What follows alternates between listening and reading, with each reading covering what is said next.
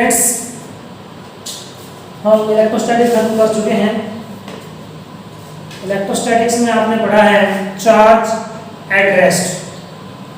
अब हम अपनी नई यूनिट स्टार्ट करने जा रहे हैं। Second unit, current electricity.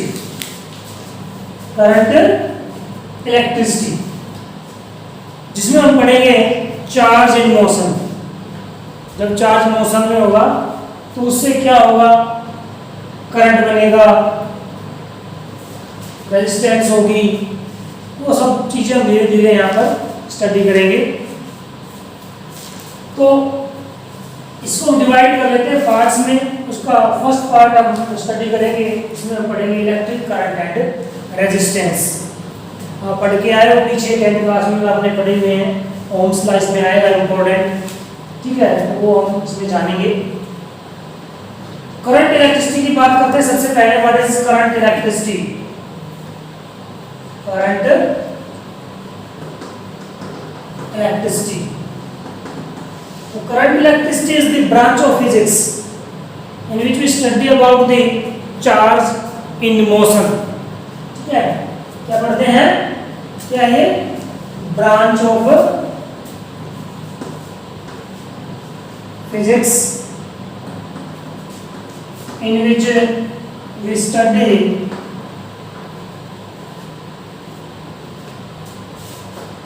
about charge in motion, maybe in uniform motion or maybe in non-uniform motion। Accident motion में भी हो सकता है चार्ज, और यूनिफॉर्म मोशन में भी हो सकता है। ठीक है, तो करंट इलेक्ट्रिसिटी में हम ये सब पढ़ेंगे। अब जब चार्ज मोशन में होगा एक पर्टिकुलर डायरेक्शन में, तब उससे जो एक नई क्वांटिटी हमें मिलेगी जिसको हम कह के चलते हैं electric current. What is electric current?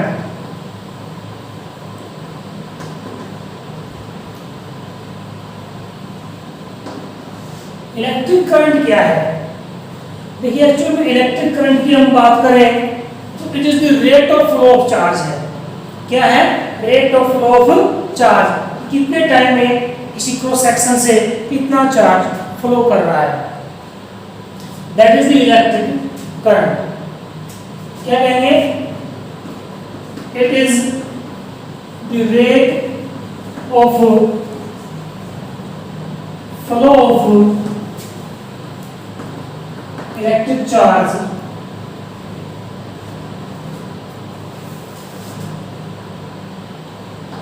in a particular direction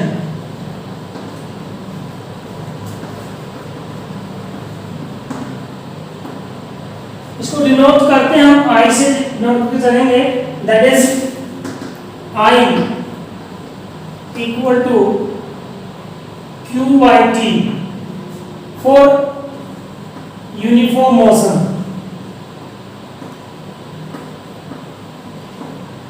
अगर चार्ज का फ्लो यूनिफॉर्म है, एक समान है, तो करंट जो है Q by T होगा, चार्ज अपॉन टाइम, कितने समय में कितना चार्ज का फ्लो हो रहा है। लेकिन हमने कहा कि चार्ज का फ्लो नॉन यूनिफॉर्म भी हो सकता है। वो नॉन यूनिफॉर्म होगा तो वहां पर हम क्या है, एवरेज करंट निकालेंगे।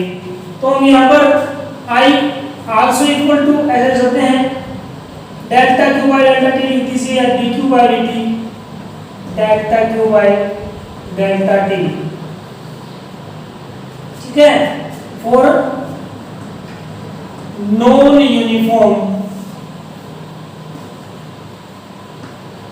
Flow of charge. ठीक है, इसको हम एवरेज करंट कह सकते हैं। क्या कहते हैं इसको?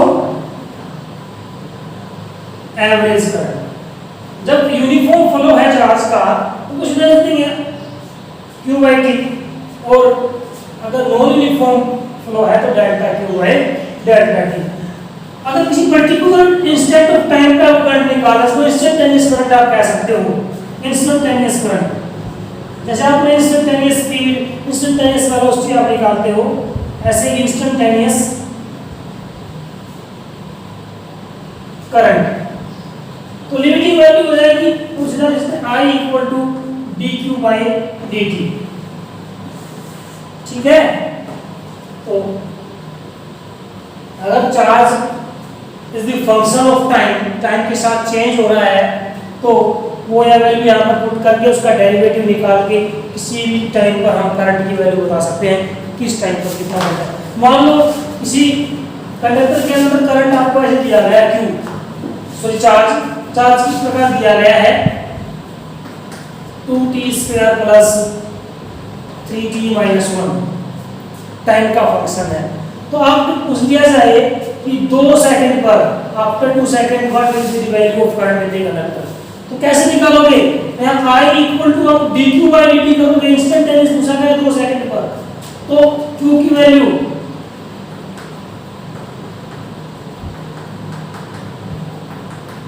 पुट करोगे, डेरिवेटिव करोगे इसका, तो 4t 2 आ गया जाएगा ना, प्लस 3 1 का डेरिवेटिव जो है 0, ये आपके पास आया करंट। अब अलग अलग टाइम पर करंट की वैल्यू अलग अलग होगी। 2 सेकंड के बाद पूछा है आपको 2 सेकंड पर, तो I equal to 4 into 2 plus 3 कितना हो जाएगा 11 एम्पियर। ठीक है, तो इस प्रकार से आप इंस्टेंटेनियस करंट की पर्टिकुलर टाइम पर आप जो है करंट की वैल्यू निकाल सकते हो।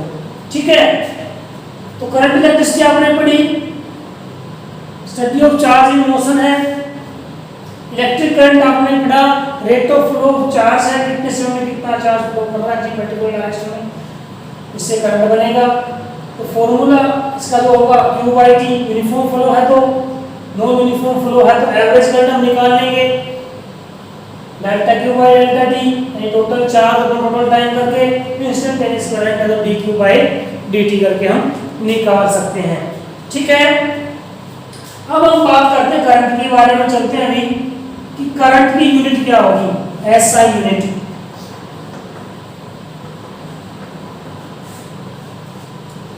तो देखिए करंट की अगर SI यूनिट की बात करें हम, तो एम्पियर तो साइंटिस्ट के नाम पे दी गई है, इसकी SI unit is ampere, capital ऐसे डिनोट करते हैं।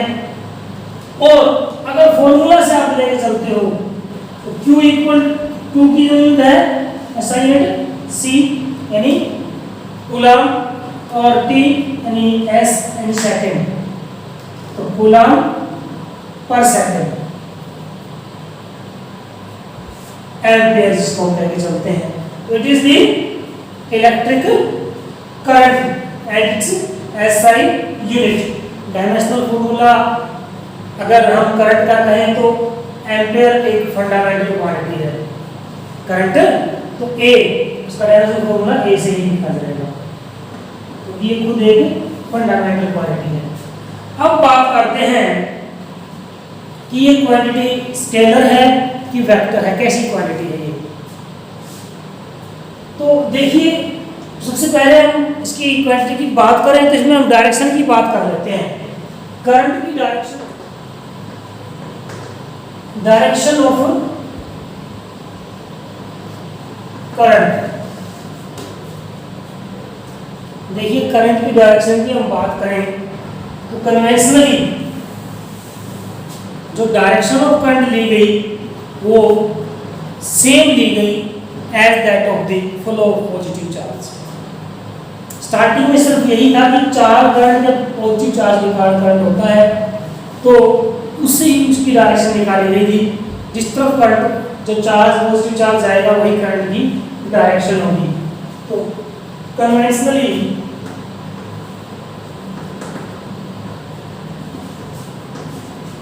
Direction of current is the same as that of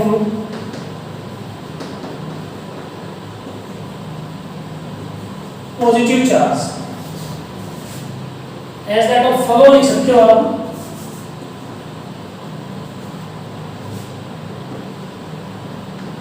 flow of positive charge। ठीक है, तो उससे ली गई, और इसके बाद जो करंट होगा वो क्या होगा, conventional current. This current is called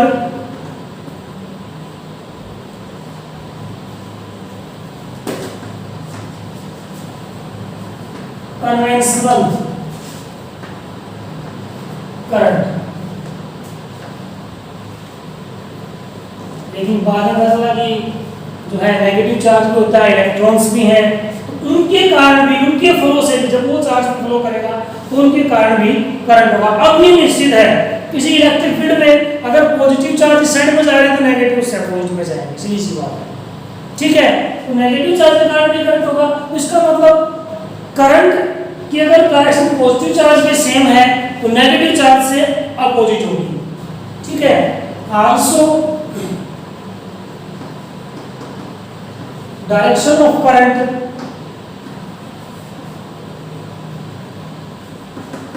is opposite to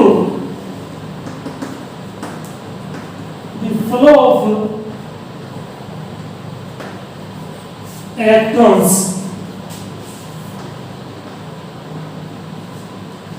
and it is called electronic current।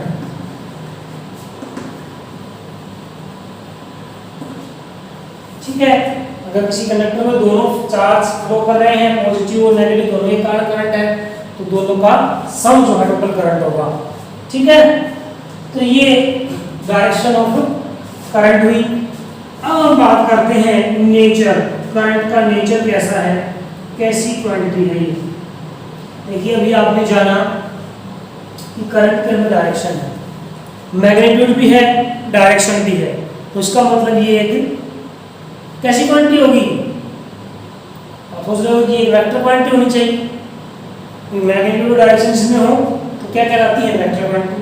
But it is not a vector quantity, it is a scalar quantity. Direction होने के बावजूद ये एक जो है स्केलर क्वांटिटी है। अब स्केलर क्यों है, because it does not obey the addition law of vectors।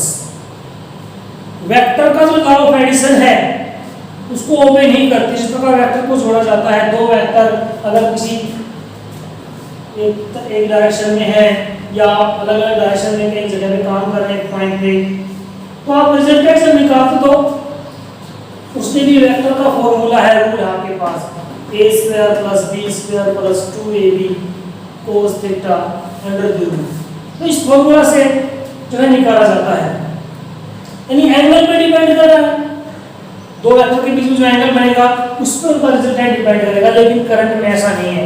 अगर दो वायर हैं, एक इधर, ठीक है, एक वायर फिर किसी पॉइंट से इधर गई है, ये एक वायर थी, यहाँ से कोई करंट चल के आ रहा था, दो अलग अलग वायर में जाना है, तो यहाँ कुछ एंगल है इनके बीच में। तो अगर यहाँ से I करंट आ रहा है तो एक I1 चला है, I2, और उसकी जो वैल्यू होगी इनकी बिल्कुल सिंपल अलजेब्रिक फॉर्म में निकाले। मान लो अगर ये 10 एम्पीयर है तो मान लो अगर 3 एम्पीयर गया है इधर 7 एम्पीयर होगा। वेक्टर एडिशन में ऐसा नहीं है, ठीक है। अगर कुछ एंगल पे है वेक्टर तो इस प्रकार से इसका रिजल्टेंट निकलता है।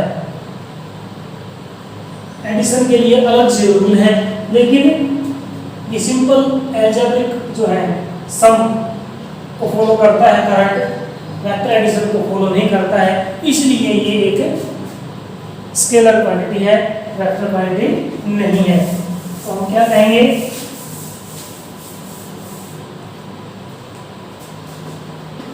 although current has direction but it is a scalar quantity।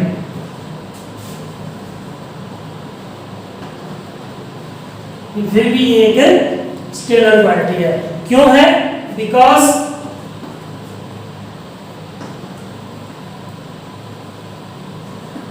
it does not obey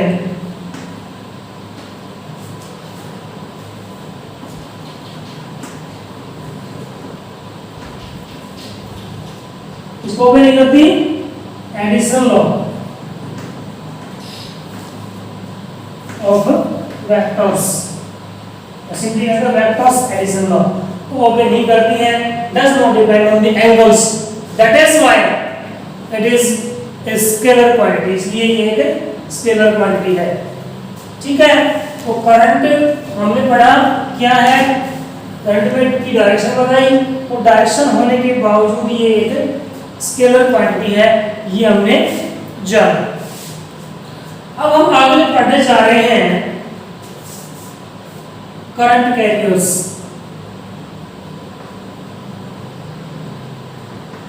current carriers, carrier क्या होता है, इस चीज को लेकर चलने वाला, ढोने वाला। ठीक है, तो करंट कैरियर्स, करंट जिनके कारण होता है, जो करंट को बनाते हैं, उनकी जो करंट को लेकर चलते हैं, वो क्या कहलाते हैं, करंट कैरियर्स। और आपने पढ़ा करंट किसके कारण है, चार्ज पार्टिकल्स के कारण, फ्लो ऑफ चार्ज के कारण है, rate of flow of charge. तो इसलिए तो करंट कैरियर क्या होंगे, तो चार्ज पार्टिकल, चार्ज पार्टिकल ही क्या कहलाएंगे, करंट। तो हम क्या कहेंगे current carrier, these are the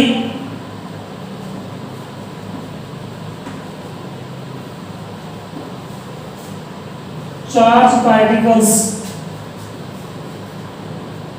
flow of which in a particular direction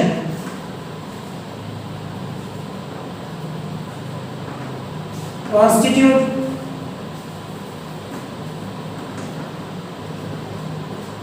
electric current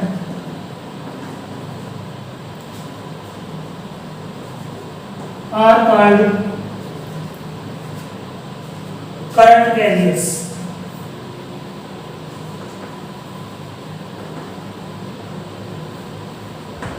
इन्हीं को क्या कहते हैं, करंट कैरियर्स।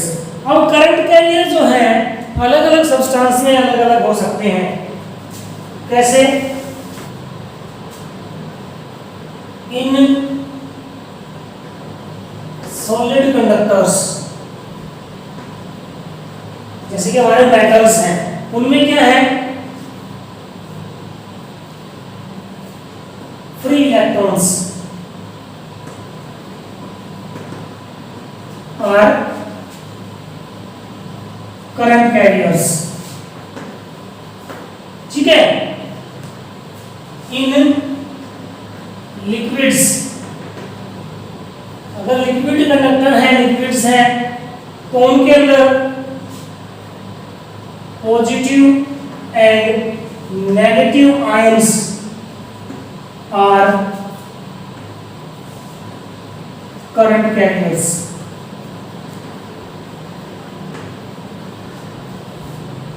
और अगर गैसेस हैं, उनमें करंट है, फ्लो कर सकता है, तो किसके कारण फ्लो करेगा, positive ions and free electrons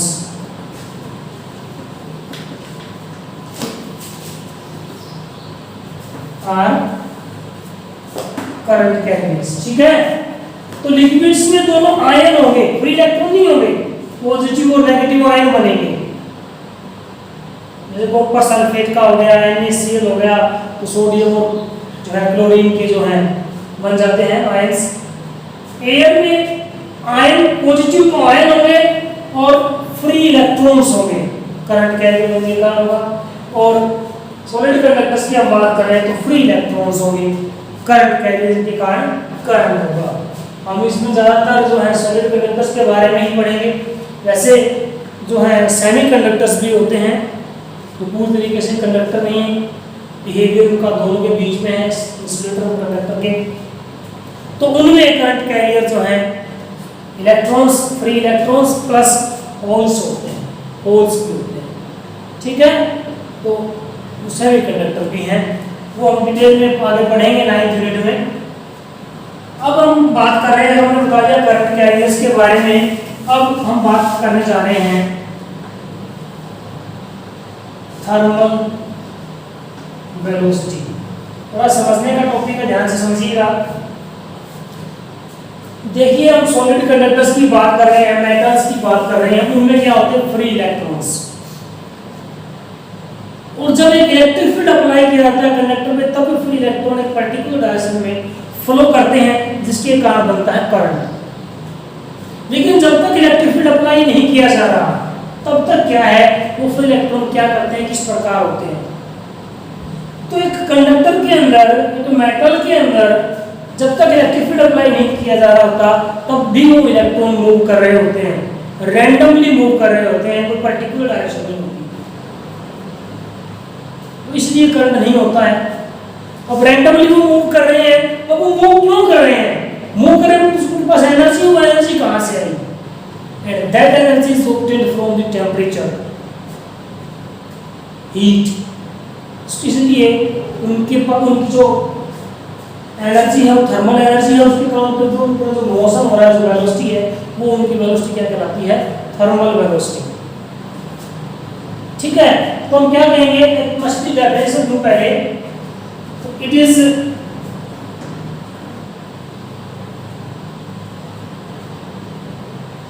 the velocity of free electrons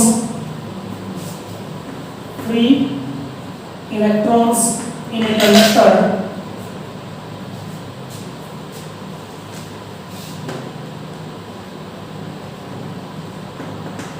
in the absence of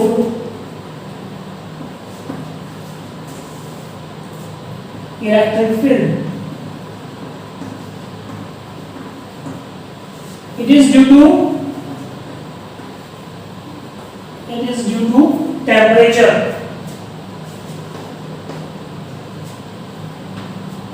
So it is called thermal velocity. ठीक है, in the absence of electric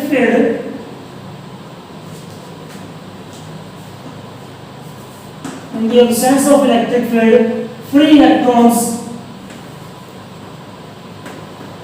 in a conductor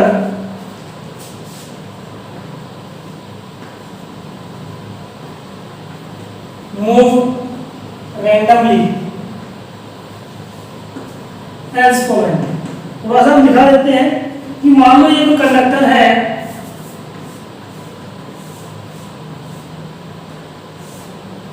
तो इसके अंदर इलेक्ट्रॉन है, मान लो ये मूव कर रहे हैं, कोई किधर मूव कर रहा है, कोई किधर मूव कर रहा है,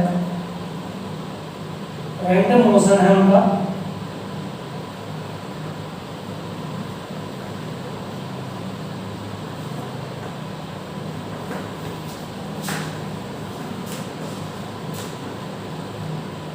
इस प्रकार से दाएं बाएं। अब इन सबके पास अपनी अपनी कुछ वेलोसिटी है, सबकी अलग अलग होगी। मान लो u1, u से डिनोट करें u1, u2, u3, सबकी अलग अलग होगी। ठीक है, तो रैंडम वेलोसिटी है। अब हम बात करें अगर इनकी एवरेज निकाली जाए, एवरेज वेलोसिटी, तो average thermal velocity will always be 0। Average thermal velocity is always 0, क्योंकि रैंडमली मूव कर रहे हैं। एवरेज जब इनका निकालोगे, कोई पॉजिटिव कोई नेगेटिव आएगी। Average thermal velocity that is u1 plus u2 up to un। देखो एरो लगाया मैंने इनके ऊपर, वेलोसिटी लेके चल रहे हैं, वेक्टर फॉर्म में लेके चल रहे हैं। u/n is always 0। ठीक है, तो एवरेज थर्मल वेलोसिटी क्या हुई, 0। लेकिन average thermal speed without direction की हम बात करें, केवल मैग्नीट्यूड की बात करें और फिर इनका एवरेज निकालें, तो वो 0 नहीं है। Average thermal speed, average thermal speed of electrons is about 10⁵ meter per second, यानी विदाउट डायरेक्शन ओनली मैग्नीट्यूड लेके चलते हैं, तो इलेक्ट्रॉन्स की जो है वो u1 plus u2 up to un divided by n, तो ये near about 10⁵ meter per second हमें मिलेगी। ठीक है, तो ये हुई आपकी एवरेज थर्मल स्पीड। तो थर्मल वेलोसिटी भी कह सकते हो आप इसको इन मैग्नीट्यूड पर्टिकुलर इलेक्ट्रॉन की, लेकिन एवरेज सबका निकालोगे तो वो 0 आएगी। अब हम बात करते हैं जब हमने इलेक्ट्रॉन उसको कंडक्टर को किसी सोर्स ऑफ जो है पोटेंशियल से कनेक्ट कर दिया, इलेक्ट्रिक फील्ड अप्लाई वहां पर कर दिया है, तो उस समय क्या होगा कि उन सभी इलेक्ट्रॉन्स पर क्या लगेगी फोर्स, और वो एक्सेलरेट हो जाएंगे एक पर्टिकुलर डायरेक्शन में। तो तब सबकी वेलोसिटी चेंज हो जाएगी, उनके ऊपर फोर्स लगी, एक्सेलरेशन हो गया, वेलोसिटी चेंज हुई। तो चेंज होने के बाद जो फाइनल उनकी जो वेलोसिटी होगी वो वेलोसिटी कहलाएगी ड्रिफ्ट वेलोसिटी, क्योंकि इलेक्ट्रॉन्स ड्रिफ्ट हो रहे हैं एक पर्टिकुलर डायरेक्शन में फोर्स लगने के कारण, ठीक है। तो इसलिए वो क्या कहलाएगी ड्रिफ्ट वेलोसिटी। बड़ा इंपॉर्टेंट है क्या, ड्रिफ्ट वेलोसिटी। तो ये क्या है, it is the average velocity. Velocity क्या है, average, it is the average velocity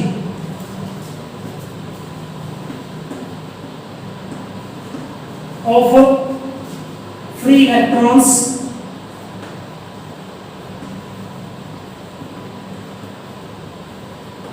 in a conductor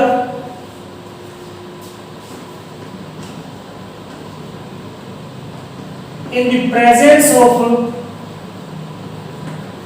electric field. We can say when it is connected with a source of potential difference, उससे मैंने connect किया है, तो वो क्या कहलाएगी उनकी ड्रिफ्ट वेलोसिटी। एक्सप्रेशन कर रहे हैं हम, एक्सप्रेशन फॉर ड्रिफ्ट वेलोसिटी। तो मान लीजिए हमारे पास एक कंडक्टर था,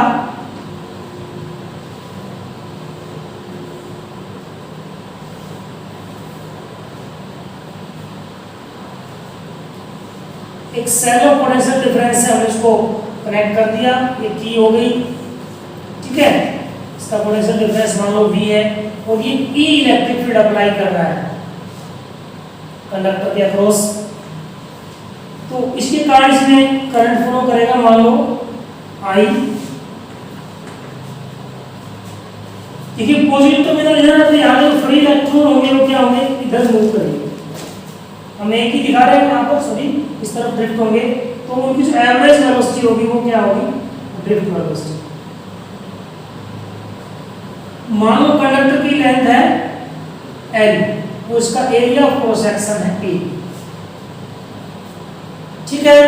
ये चीजें हमने लेनी है, तो मान क्या कह सकते हैं, लेट एक conductor of length L and area of cross section A is connected with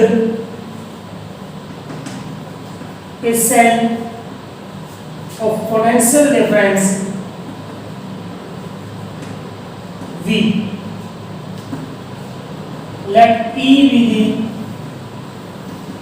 electric field. ये इलेक्ट्रिक फील्ड यहाँ पर है। तो इलेक्ट्रिक फील्ड के कारण हर इलेक्ट्रॉन पर क्या लगेगी, एक फोर्स लगेगी। तो फोर्स ऑन एन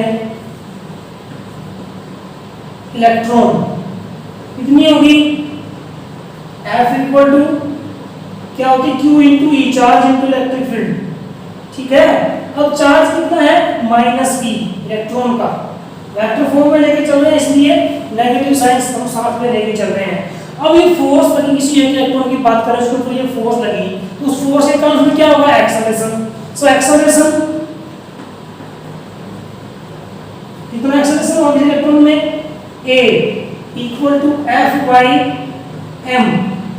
उधर सेकंड में कहता है F इक्वल टू ma, तो A equal to F by m, force upon mass of electron, और minus E capital E divided by m, it is the acceleration produced in an electron, and this acceleration will be same for every electron. हर electron में इतना acceleration होगा।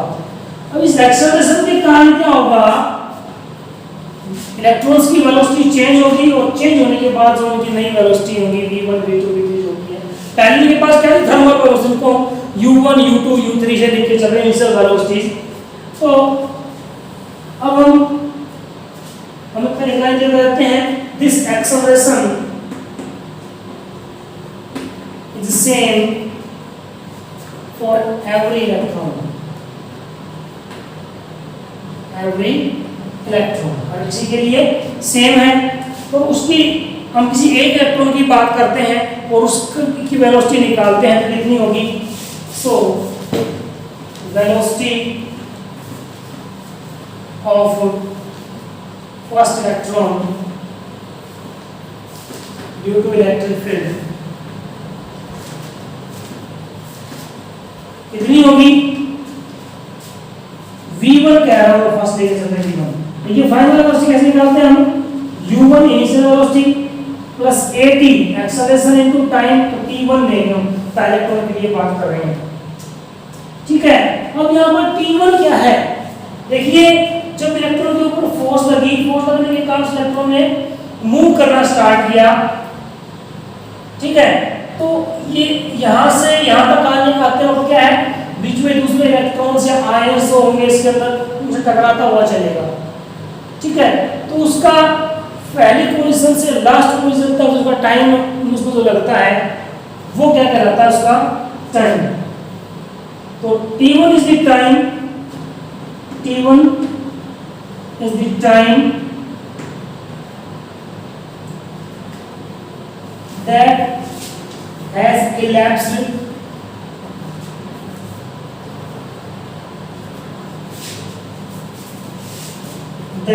elapsed तो बीत चुका है, elapsed यानी बीत चुका है, elapsed since the last collision of first electron, तो पहले इलेक्ट्रॉन की आखिरी कोलिजन तक जो टाइम बीत चुका है दैट इज द t1। इसी प्रकार सेकंड में भी होगा, थर्ड में भी होगा, तो सबकी वेलोसिटी आप निकाल सकते हो। So for other electrons v2 u2 plus a t2 vn energy के लिए लेते हैं un प्लस a tn, ठीक है। पहला दूसरा तेरा सभी इसी प्रकार में सब में चेंज होता चलेगा और उनकी वेलोसिटी बदल जाएंगी, ये हो जाएंगी नई वेलोसिटी।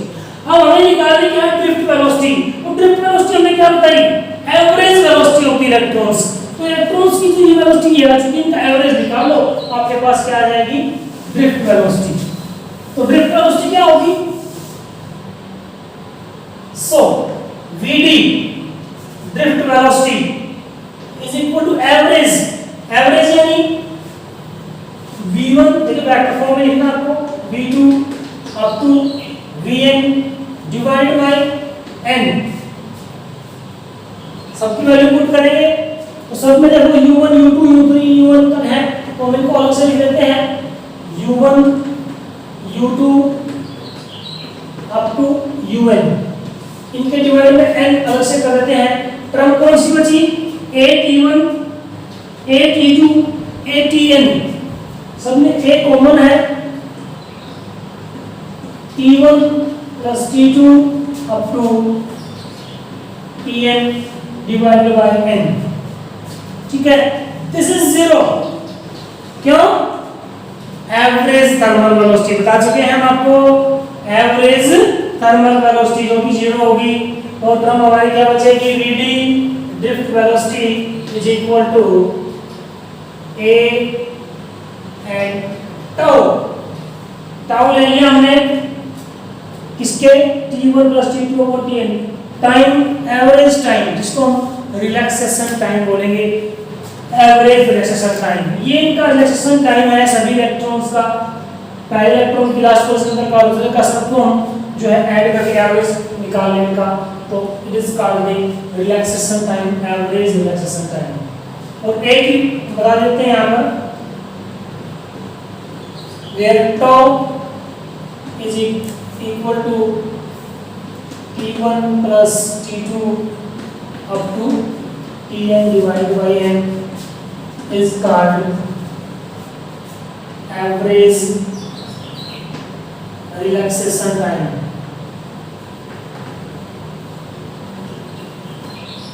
ठीक है, तो ड्रिफ्ट वेलोसिटी क्या आ गई?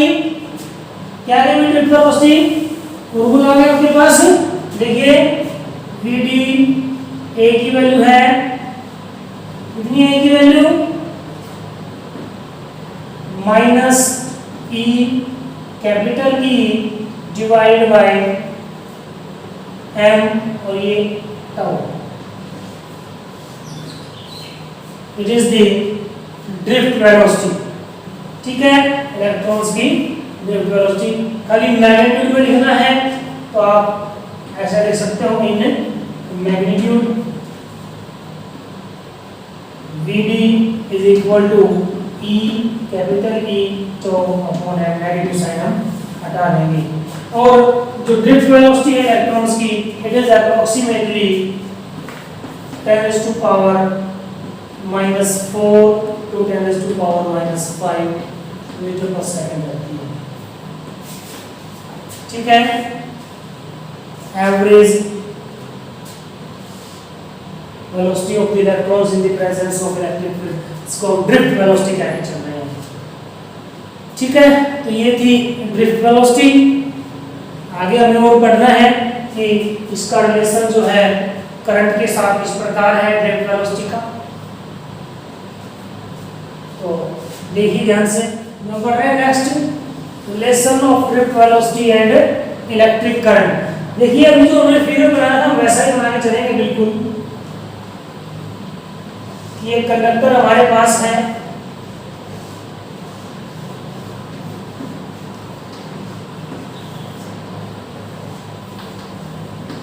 Cell of potential difference V से कनेक्ट आई की है कोई I करंट इसके अंदर फ्लो करेगा, पॉजिटिव टर्मिनल से नेगेटिव टर्मिनल की तरफ रह जाएगा।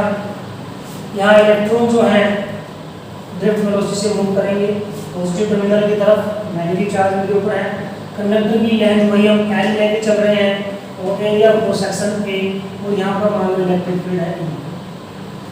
तो वही हमने किया है, एक कंडक्टर है इसकी लेंथ L है, area of cross section A है और cell of potential difference V से कनेक्ट है, जैसा कि हमने फिगर में दिखाया। E यहाँ पर इलेक्ट्रिक फील्ड है। हम मान लेते हैं नेट, वो चीजें तो बतानी है, साथ में ये करेंगे नेट n मान लेते हैं यहाँ पर number of electrons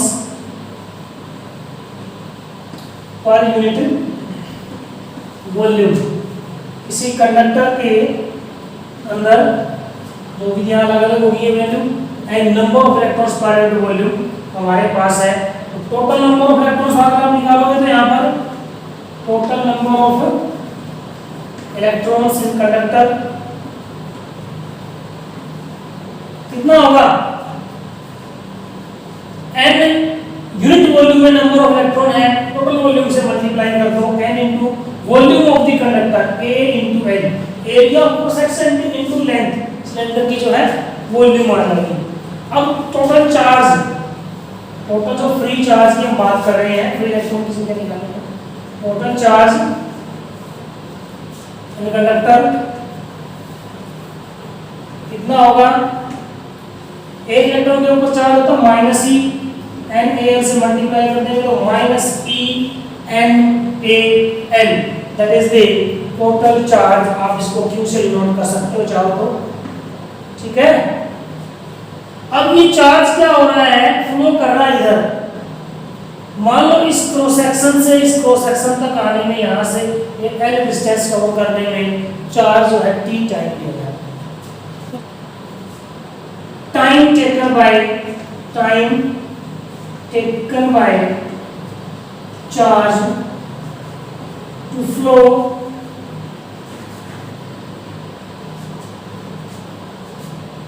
from one end to another,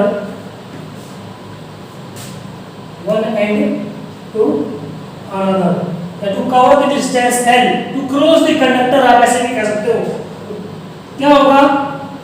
T equal to time कैसे निकलेगा आपका? डिस्टेंस अपॉन स्पीड, क्योंकि ड्रिफ्ट वेलोसिटी है, मैग्नीट्यूड में कहते हैं वीडी लिखेंगे। ठीक है, ये हमारे पास आ गया। अब हमारे पास चार्ज भी है और टाइम टेकन भी है, तो हम करंट निकाल सकते हैं। So current flowing in the conductor, current flowing in conductor is I equal to Q by T। Q कितना है? Minus e n A I upon l और वी डी। एल से एल कैंसिल हो जाएगा, तो I equal to minus n e A v d. Negative sign क्या बताना है? Negative sign shows that direction of current